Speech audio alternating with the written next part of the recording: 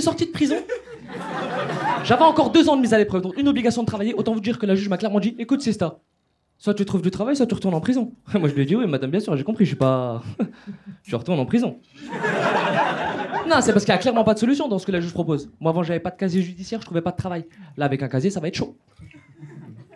Mais j'en ai trouvé. Ah merci de votre enthousiasme, ça va à droite, ça fait plaisir, merci. J'ai pu remarquer que ça jetait un froid dans la salle quand j'en parlais. Ouais voilà, comme là. Vous avez bien rencontré le froid, c'est bien. Alors qu'en vérité il faut pas, c'est bien au contraire. Comme ça moi je vous dis comment c'était, puis vous avez pas besoin d'y aller.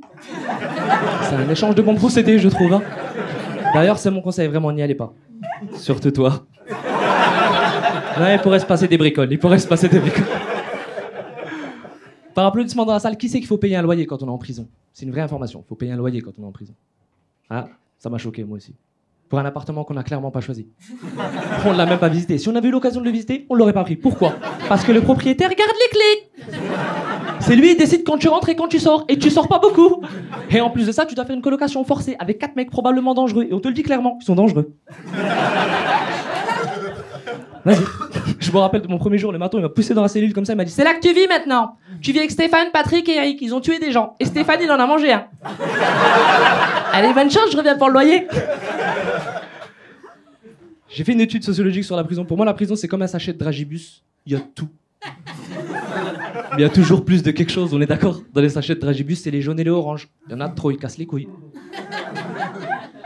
Et en prison, c'est les noirs et les arabes. Il y en a trop, ils cassent les couilles. Jusqu'au jour où ils légaliseront le cannabis. Là, il restera les pédophiles, les violeurs et les politiciens qui volent les contribuables. Et ça, c'est pas les noirs et les arabes. Et si vous avez un doute sur ce que je vous dis là, pensez fort à Balkany. Fort. C'est fort à lui. On en parle 2 secondes, Balkany. C'est incroyable, mais vrai.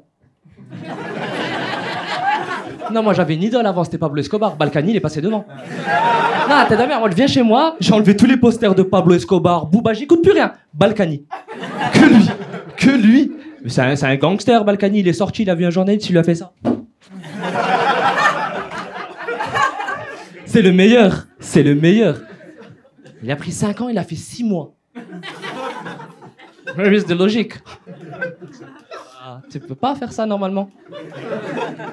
Moi j'ai comparé l'histoire, j'aime comparer les histoires. J'ai comparé l'histoire avec un ex-pote à moi. Je dis un ex-pote à moi parce que le mec a eu la bonne idée de braquer une boulangerie à 6h du matin. On n'est pas sur un cerveau Balkany, on est d'accord. Hein. Le braquage s'est passé comme ça. Bon, la caisse. Monsieur, il est 6h du matin, on vient d'ouvrir.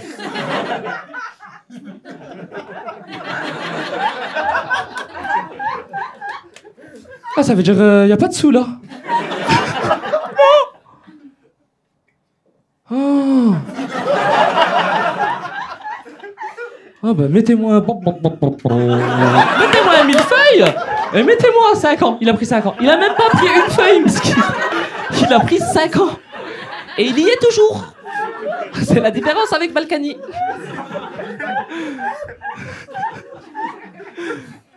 Si vous avez des doutes, allez sur internet, regardez. Hein. Il s'appelle Millefeuille.